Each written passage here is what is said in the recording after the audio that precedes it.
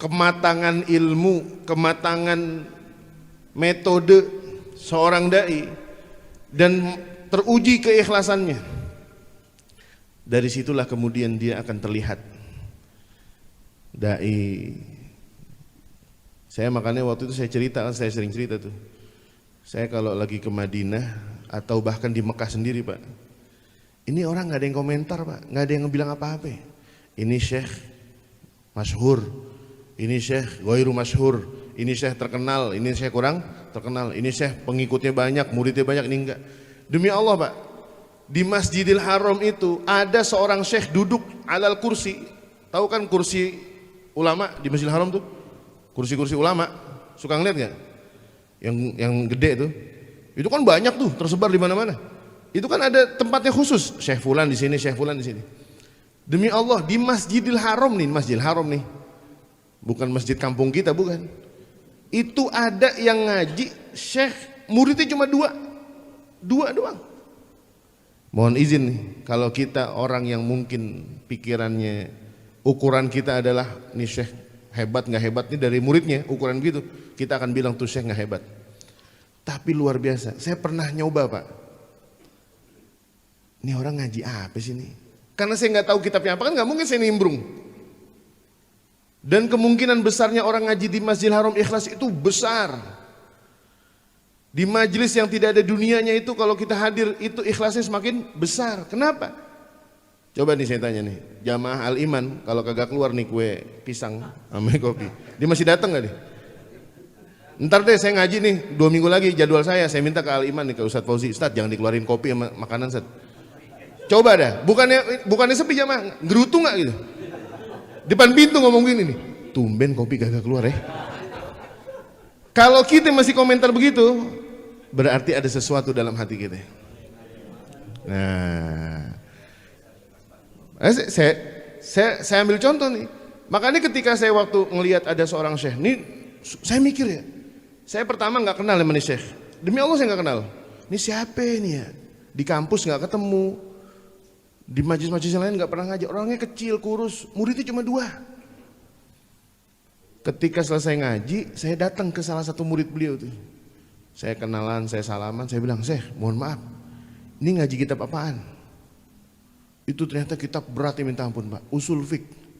Oh pantes yang ngaji sedikit. Coba kalau kita yang datang ngaji usul fik, paling tahunya innal hamdalillah doang. Ujung-ujungnya Allahumma anfa'na bima 'allamtana. Udah selesai nih. Begitu. Kan yang ditunggu-tunggu sama jamaah kan kalimat gini nih. Yang terakhir nih, yang terakhir. Oh gitu. Wah, udah mau habis nih. Kalau bisa ngomongin yang terakhir udah mau habis nih. Ini Pak nih. Makanya ulama dan murid ujiannya berbeda, tetapi sama. Murid kadang diuji sama guru yang kagak enak ngajarnya. Yang materinya kadang membosankan.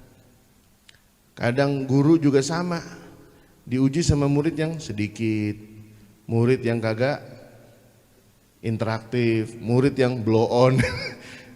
Sampai dulu kan ada kisahnya tuh ya, Imam siapa tuh?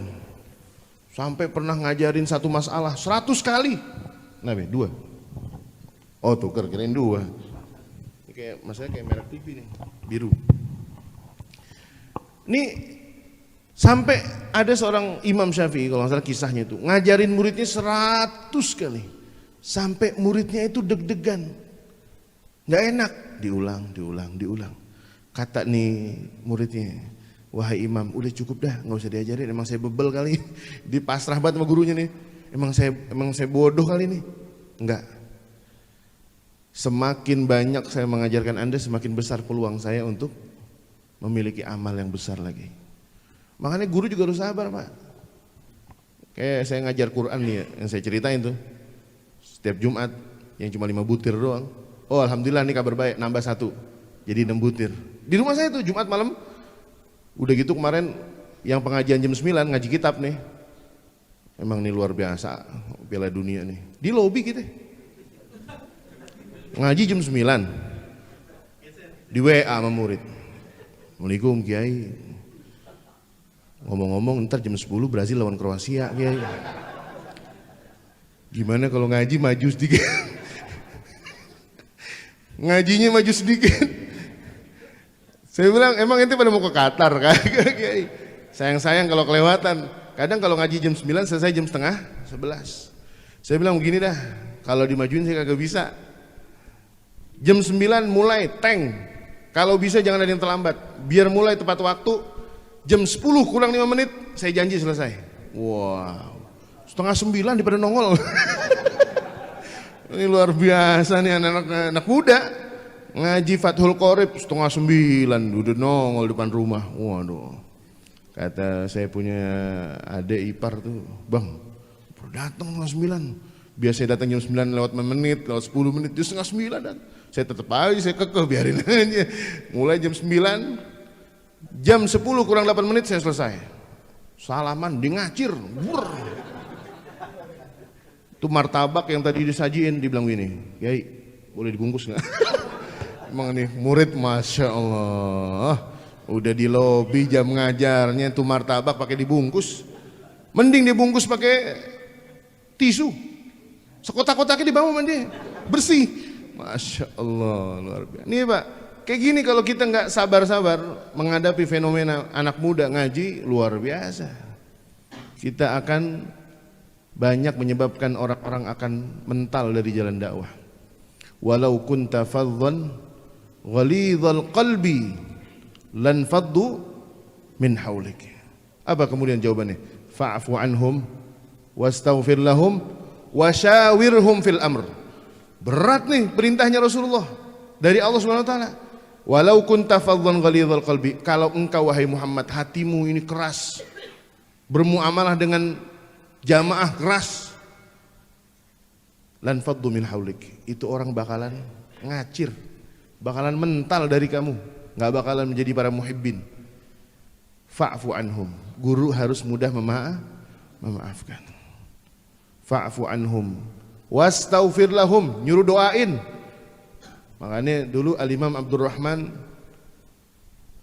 gurunya Al-Imam Syafi'i 40 tahun Mbak, mendoakan Imam Syafi'i di setiap sujud. Guru ngedoain murid. Kalau murid ngedoain guru udah wajar. Guru doain murid. Ini pesan buat saya pribadi juga nih. Sejauh mana saya sering doain murid-muridnya. Coba nih, Al-Imam Abdurrahman, saya lupa tuh. Guru beliau dalam usul fiqh 40 tahun, da'autullaha li Syafi'i. Di dalam sholat-sholatnya sujudnya 40 tahun doain. Bahkan yang perintah Allah, wasyawirhum fil amr. Kita udah maafin murid kita, suruh doain, wasyawirhum fil amr, libatkan mereka dalam musyawarah. Diajak ngobrol. Ini besok mau maulid gimana baiknya nih? Ini besok kita mau ziarah ke rumah kiai-kiai gimana baiknya nih? Ini besok kita mau ngadain santunan gimana baiknya nih? Diajak musyawarah murid-muridnya. Ini ada yang sakit, ada yang kurang sehat. Ini mau ke Cianjur nih. Ngapain kiai ke Cianjur?